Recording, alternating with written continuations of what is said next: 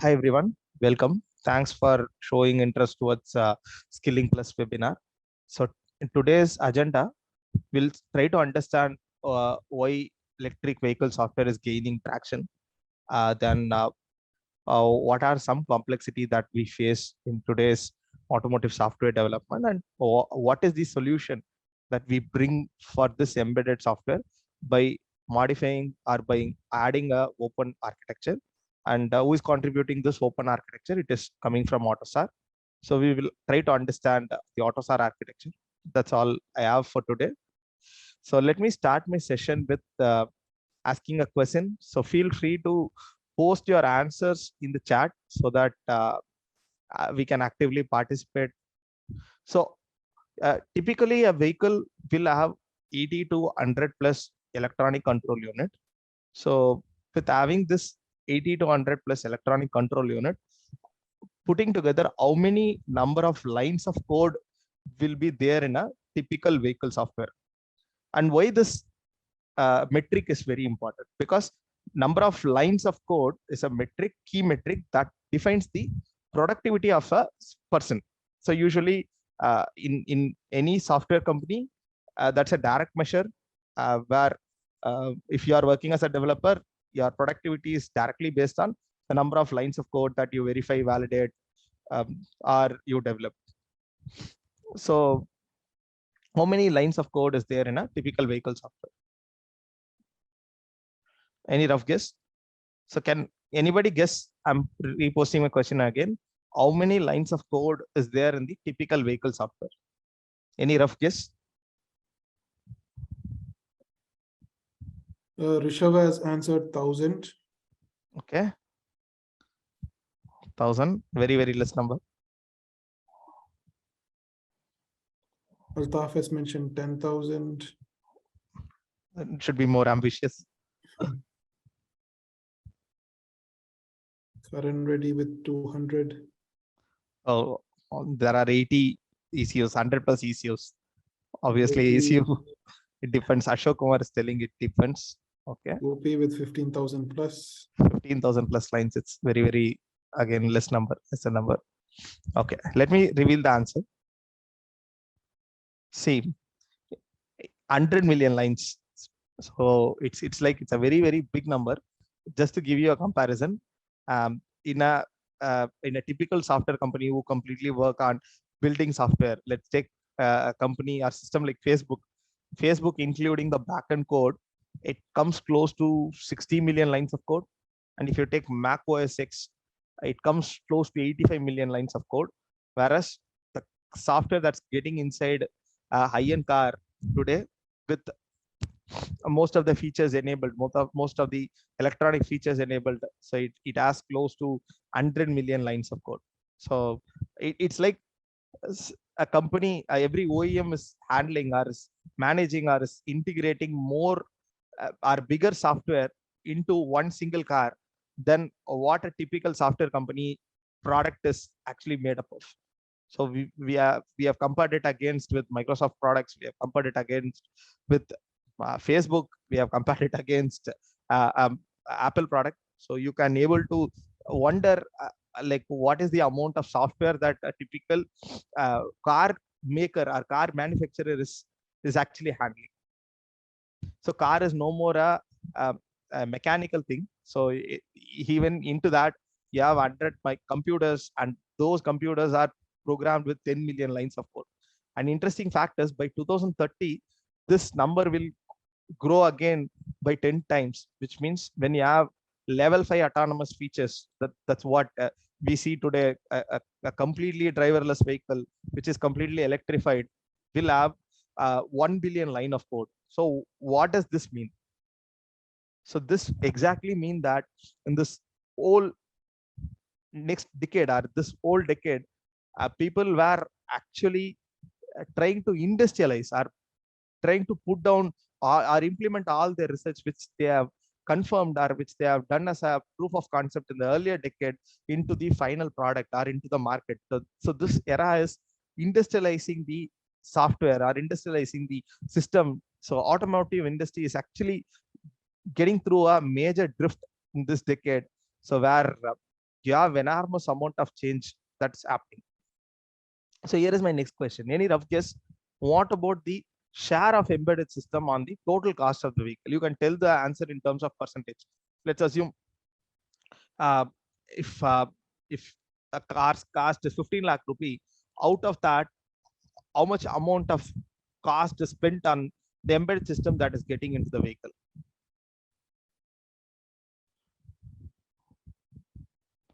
Please feel free to post your answers in the chat.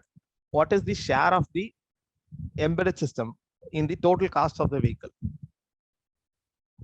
So Karan has mentioned 10%. Amal has mentioned 30 to 55%.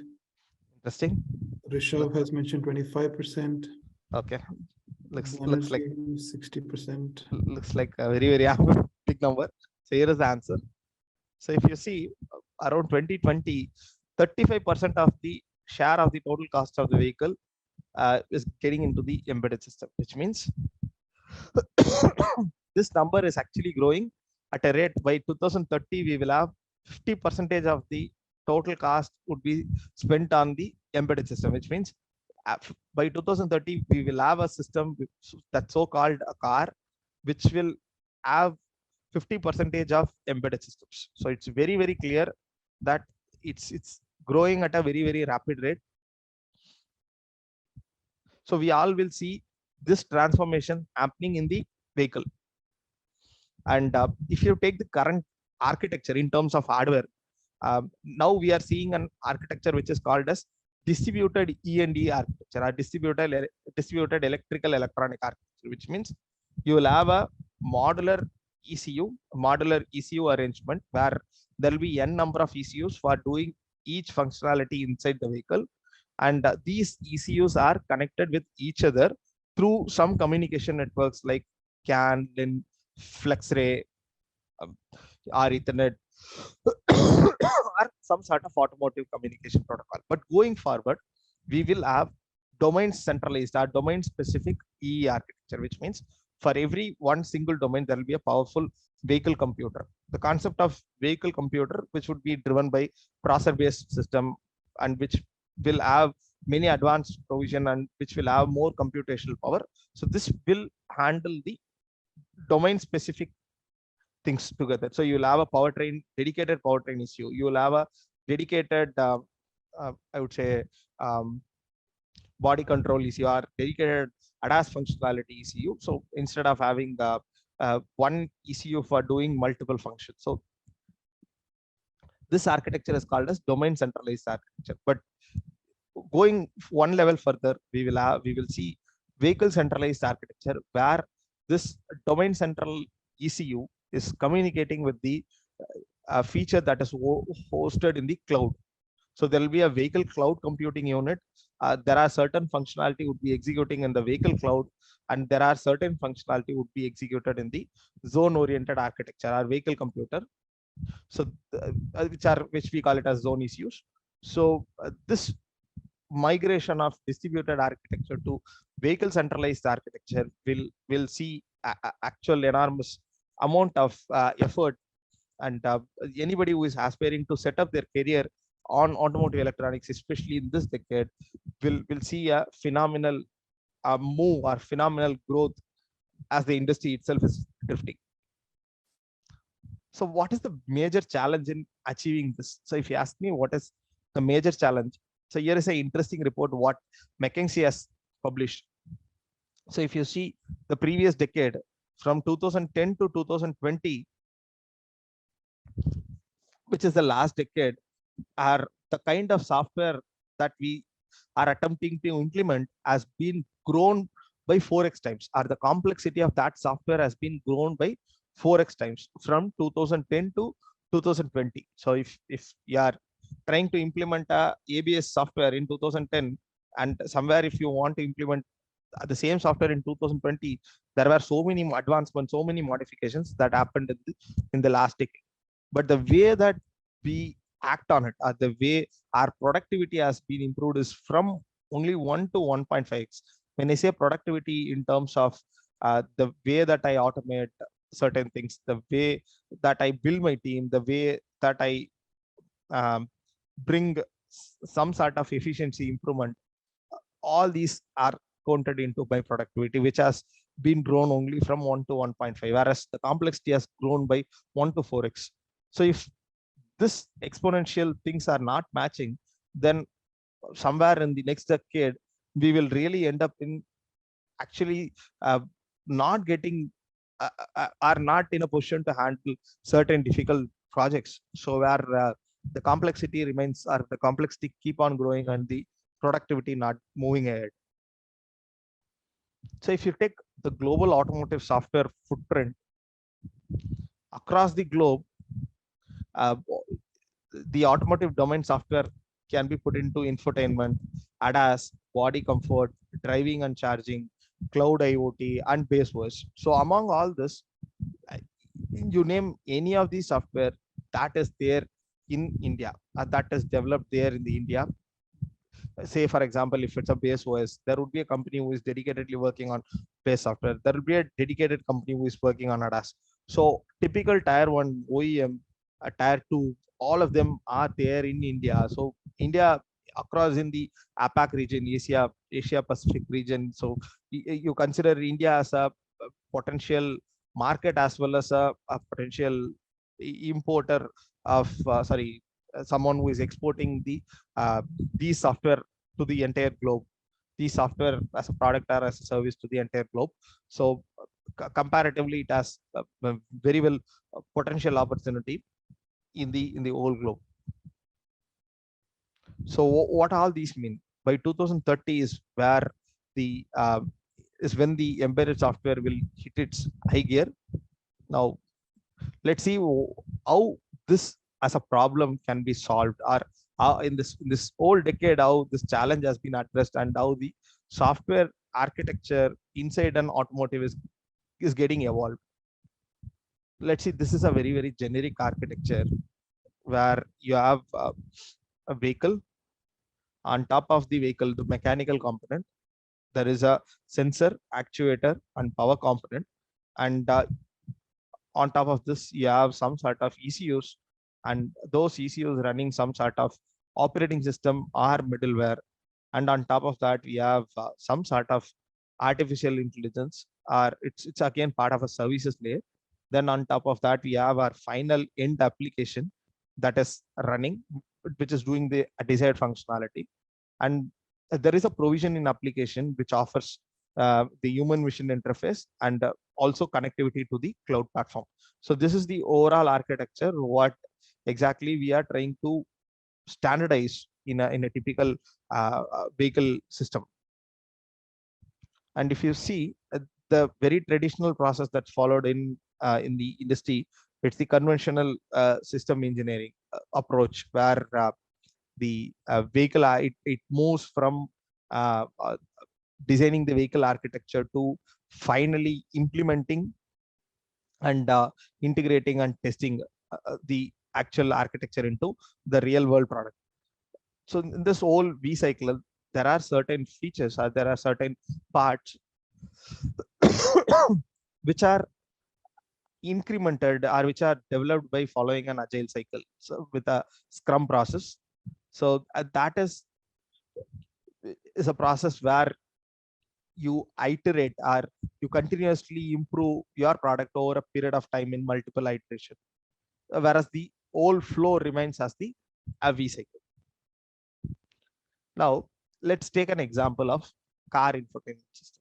We all know what is there in a typical car infotainment system. We have a radio, tuners, multimedia, phone connectivity, telematics, navigation system, a rear seat environment, and voice recognition system. These are very typical features that you find in any infotainment system. Now, this are processor driven system. This will have the following arrangement. So there'll be a hardware layer, and on top of that hardware layer, there'll be a OS layer, a core OS core, and on top of the OS layer, you will have application or middleware component. And that application or middleware component will serve the necessary software or the driver for your functional logic, your networking, navigation, and connectivity. Then on top of the middleware, you'll have your HMI interface, which is the user interface, It could be touch key or a touch or a software. So this is the architecture. I would say a system software architecture at a high level for a typical infotainment system. Now, so what this is actually defining. Now, yesterday, the way that we develop automotive software are purely hardware specific. But somewhere in the late 2000s, people started, our OEM started forming a consortium and started addressing a common problem. So that common problem is where they want to standardize certain portion of the software so that they need not create it again and again. And as well as there should be a provision where the application software should run completely independent of the hardware, so that even if I make some changes in the hardware, that will not get implemented or that will not get impacted on the application software. So if you see the line here, or what gets standardized here is these portion of the base software is actually standardized. So this base software is nothing but it has an operating system, it has a diagnostic stack, it has a communication stack, it has the CAN flex ray driver. So these are core drivers which need not to be created again and again, so that these things are standardized. So on top of this, we have our application software, where the application software is working based on the customer need.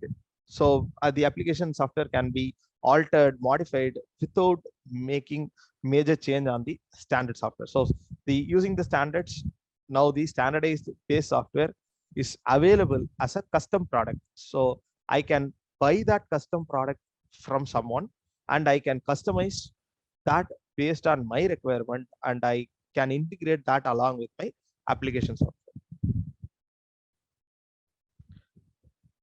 So coming to the AutoSAR integration or AutoSAR introduction. So the punchline of AutoSAR integration or AutoSAR is cooperate on standards and compete on implementation.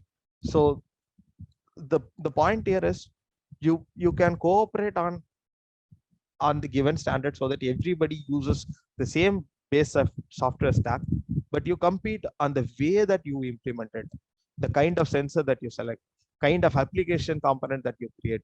So let's keep the changes there, or let's make the changes there. So that's the whole idea of implementing it, or competing on the implementation. When we say competing on the implementation, that's the whole idea. So AutoSAR stands for Automotive Open System Architecture.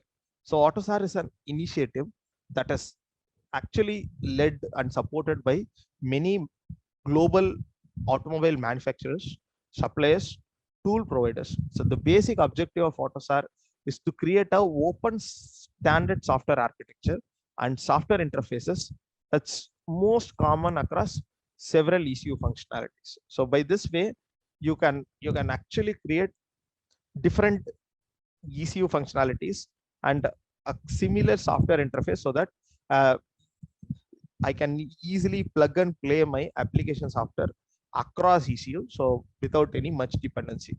And many of the components inside this AutoSAR stack can be reused, either be it my application or be it my base software. So that's this reusability, portability, and variant handling. These are some of the key things that what AutoSAR as a standardized over a period of time. So it's not like just by introducing AutoSAR today, tomorrow I'll reap all its benefits. So its benefits were reaped over a period of time. So AutoSAR basically improves the quality, scalability, and software optimization, and typically upgrades and updates. So as I told you, AutoSAR was driven by or supported by world leading manufacturers and tool suppliers. So these are the company. So in the whole AutoSAR consortium, you will find 10 core partners and 45 member associates and 51 premium members. So if you take the 10 core partners, that includes a leading automotive tier 1 and manufacturers across the globe. That includes company like Bosch, Continental, and Volkswagen from Germany, Daimler, then PSA from France, and Toyota, Ford, and we have Siemens.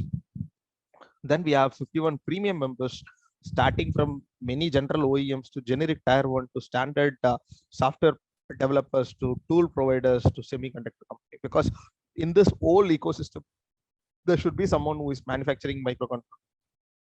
There should be someone who is manufacturing the middle layer. There should be someone who is manufacturing the tools. There should be someone who is integrating all this and producing a labeled car. Now, by adapting to AutoSAR, what is the benefit of each of them? Let's say we have OEM. A OEM will establish development and distribution. It means if I'm a OEM, let's say I assume that I'm leading a project in Mercedes. So for Mercedes, so what I can do is I can segregate, or I can outsource, or I can share the development to multiple stakeholders, multiple companies, so that it's completely a platform specific thing. Finally, it is integrated and it is given, or it's ported and it is given. And we can we can compete on bringing new innovative functions rather than recreating something that was developed again and again. Because of this standardizing, we have that ability. Then it actually simplifies the software and system integration, and it largely reduces the development cost. This is what OEM is bringing, or OEM is gaining by adapting to AutoSAR. And from a supplier perspective, a supplier now has reduced the version proliferation.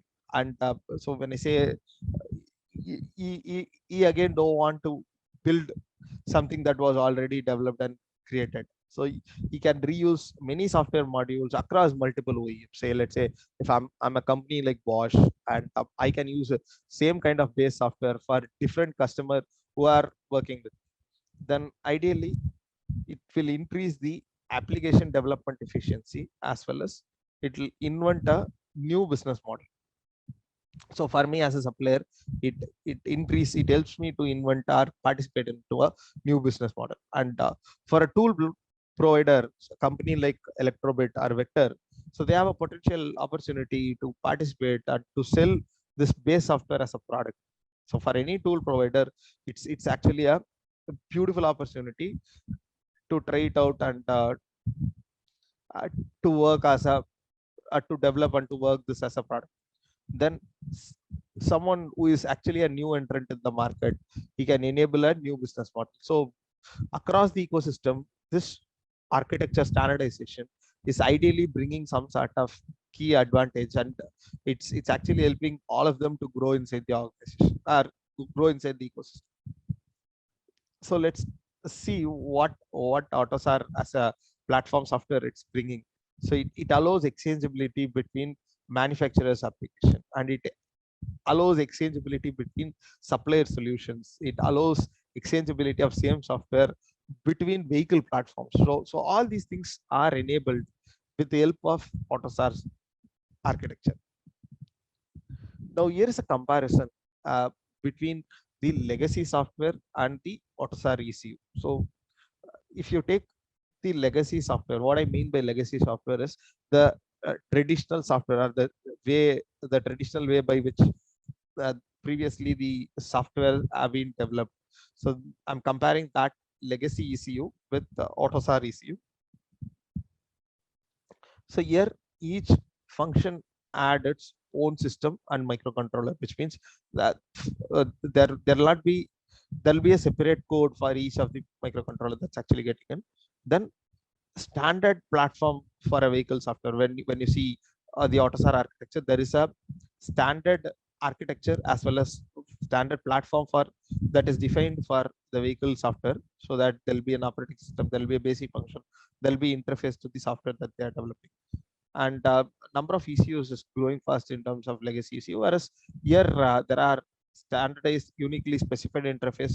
So many of the functions can be clubbed together, and hardware and software are very closely dependent. Here by introduction of AutoSAR ECU, the objective is hardware and software is actually independent. Then software supply is completely vendor dependent. Here, these software modules are exchangeable and reusable. Now, having said that, let's have a look at this AutoSAR layered architecture. So this is a AutoSAR layered architecture. Pardon me, there is a mistake in this pointing line. OS layer is part of the services layer, and it's my hardware would be usually microcontroller and its peripheral, and on top of that you will have a layer of software which is called as microcontroller abstraction layer.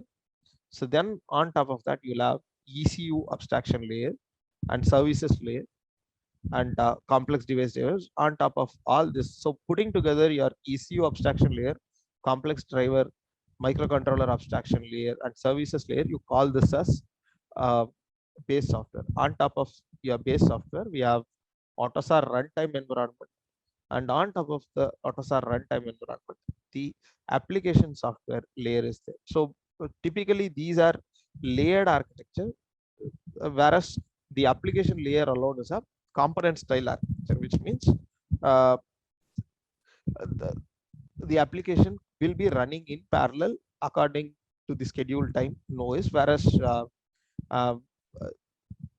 whereas the other layers, like be it service layer or ECU abstraction layer or MCAL, uh, that is a layered arrangement rather than a component style arrangement. So if you see the functionality of each of this, so MCAL ideally is there to free the software or free the above layer or make the above layers independent of the hardware architecture. So when I say hardware architecture, it's the controller, microcontrollers architecture. Then the ECU abstraction layer, it basically frees or basically abstracts the software, the upper layer from the node when I say from the ECU layout. It, depending on the there could be a certain component that's outside my control or microcontroller, rather being a on-chip peripheral, it could be an on-board peripheral. So how on-board peripheral and on-chip peripheral are treated in the same way by the application is handled by or is completely abstracted by the ECU abstraction layer. So then we have services layer where standardized operating system service and you have standardized I would say um, automotive services such as diagnostics, then communication. All these things are part of services layer. Then on top of services layer, we have a very critical ECU specific layer, which is called as the AutoSAR runtime environment. This runtime environment is very similar to your Java runtime environment that you see in your Android mobile phone. So your application will assume that it is completely running on that runtime environment rather than uh, rather than depending on the services or ECU abstraction layer or the complex driver or the application layer. With the help of runtime environment, it completely became or isolated from your uh, below layers or isolated from the hardware. So a typical AutoSAR software component, as I told you, it is a component. It is not a layered architecture. It's a component. It will have multiple runnables. A runnable is just a behavior, internal behavior of a software component. So when I say runnable, it is a software that is triggered over a periodic interval, and it will have um, it will have mechanisms such as ports and interfaces. So uh, an AutoSAR software component will have these ports and interfaces defined so that any communication across software components is being done through this ports and interface mechanism. So popular ports and interface mechanism includes client server and sender receiver. So if it is a sender receiver interface, usually it can be viewed as a common buffer or common array where the data are getting exchanged. And if it's a client server port, you can visualize that as a function that is passing an argument and calling another function and availing a service. So this is about AutoSAR application software component. Now let's dig layer by layer, starting with MCAL. So MCAL stands for microcontroller abstraction layer. A typical microcontroller will have many peripherals, will have many clock units, many power control units. So on top of that, we have IO drivers, we have communication drivers, we have crypto drivers, we have memory drivers, and we have core microcontroller drivers. So uh, these drivers can be viewed as a .c and .h file. So which are highly dependent on the microcontroller that you choose. So the MCAL depends on the microcontroller's memory map, microcontroller's register address, and the names and the register names. So if you are interchanging your hardware, your target platform, your MCAL has to be ported in such a way that it has no problem. I could see somebody is raising their hand. If you have any questions, feel free to post that in the chat. I could see there is a question from Amit Jampa. Is it possible to build a EV without an embedded system? If yes, what challenge driver has to face? We cannot build a EV without an embedded system. What is the how it could be possible to build a EV without having an embedded system? Then it will not, it will be an electric vehicle only with battery and motor. But without embedded system, we either can't able to monitor battery parameters, we either can't able to uh, control the speed of the motor. So if you ask me, it's not possible to build a EV without having an embedded system. Any other questions? If you have no questions, then I'll continue.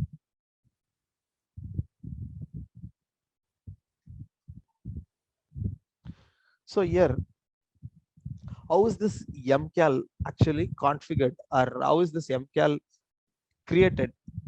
So MCAL would be available as a software component, or be given as a compiled software stack. So what you will be doing is you will be configuring necessary parameters in the parameter definition file, which will be again in the ARXML format. So this parameter definition file, after configuring the necessary parameters, if you save, it's called as ECU description file. Or if you use the AutoSAR tool to generate the configuration source file, so the configuration source file will have extension of cfg.c, cfg.h. So this configuration file will help you to conditionally compile your MCAL, or will help you to conditionally compile your whole software stack.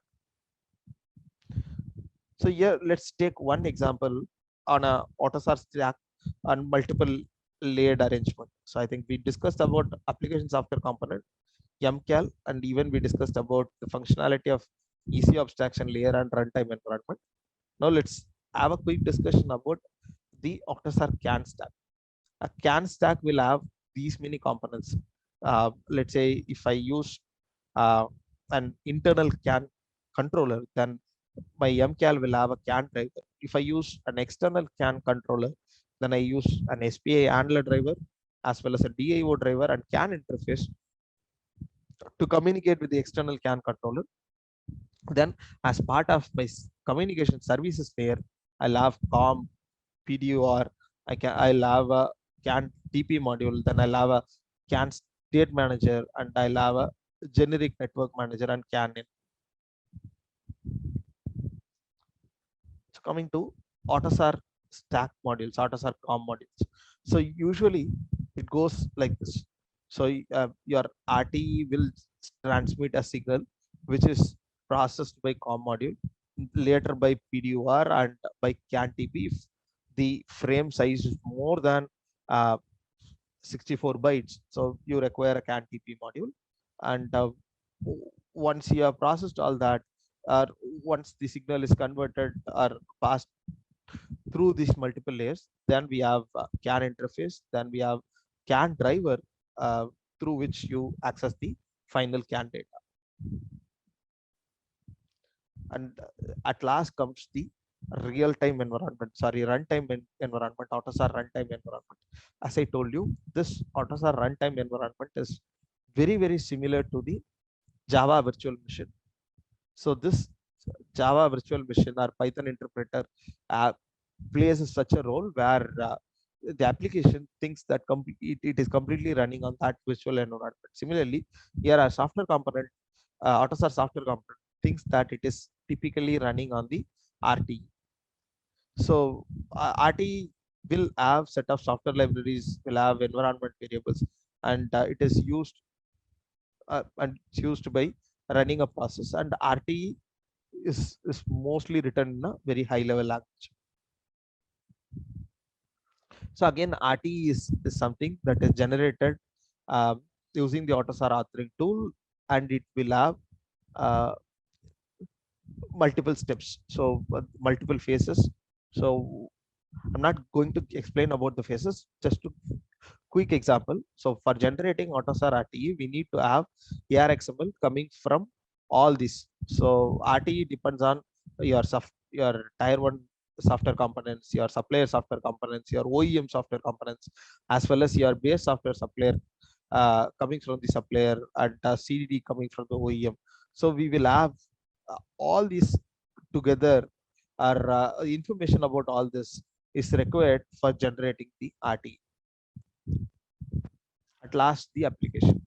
See, if it is a complex application, like let's say it model-based development application, or if it's a very complex application that it is developed with a MBD approach. So it could be either a top-down approach or bottom-up approach, which means I can start. So it defines where your workflow is starting. You can export a software description file from an AutoSAR authoring tool, and you can import that into the Skill-Lync environment, and you can design its internal behavior and simulate, test, and generate the code. This is one standard approach, which is called as top. The other approach what we have is bottom-up approach, where you start creating the Skill-Lync model, where you start working on the application model, and you move towards uh, uh, configuring the AutoSAR property and generating code specific to AutoSAR, and merging your ARXM. So this is the other way around. So what are different steps that is carried out in each phase of top-down and bottom-up approaches shown here? I could see few questions here. How embedded system helps for Amit Zampa is again asking how embedded system helps for driverless technology. See, driverless technology is purely based on your radar, lidar, and camera. These systems acts as a key input, and your IMU. These systems acts as a key input. Now, to process the inputs coming from these systems and to make some decision, there should be some complex control logic that's running in an embedded system. So without embedded system, you either cannot create a driverless car. And what is the difference between embedded system and AutoSAR? The answer is very simple. AutoSAR itself is a embedded software architecture. So it's you can write your own architecture, or you can take a ready-made architecture which is proposed by AutoSAR. So you cannot differentiate embedded system and AutoSAR. AutoSAR is the embedded software architecture type, or embedded software architecture standard.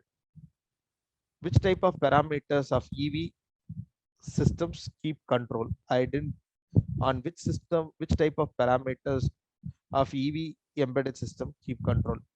Okay. Aditya, I think I'm at the last slide. Let me finish this question. Yeah, there are quite a lot of questions, so we can answer them first. Yeah, we will. So, what type of parameters are controlled by embedded system? Let's say, if you want to manage or monitor your state of charge of a battery, so we need to measure parameter like temperature, then battery voltage, battery cell voltage, And with having these input and internal resistance, and with having these inputs, we have to estimate the state of charge. According to state of charge and state of health, we have to charge or balance the charge actively or passively in the battery management system. This is one example. Similarly, we can have several examples of the parameters that is controlled in an EV by an embedded system. Okay, now let's have a look at top-down approach. In top-down approach, as I told you, you will start from analyzing the ARXML file, and because the first step is you are starting your work from the application ARXML, you are importing the application ARXML, and once you import it, it will create a schema model. Then you develop the model, verify the model. So then once you verified the model, you can generate a code out of it, and this generated code is finally integrated, and it's basically acting as a software application. This is called as top-down approach. Whereas if you take the bottom-up approach, you start with working with model development. So in the model development, you develop a model, you verify a model, then you validate the model, then you create Simulink AutoSAR. You perform Simulink AutoSAR mapping, which means you map all the ports, you create all the necessary mappings, then generate the code, then analyze the ARXML file, analyze the generated ARXML file, then you merge that ARXML file with the new the generated one, or you along with the code, your ARXML newly generated ARXML is also thrown out from the tool. So you, which will help you to further take this approach to a top-down model. So that's about the topic on AutoSAR.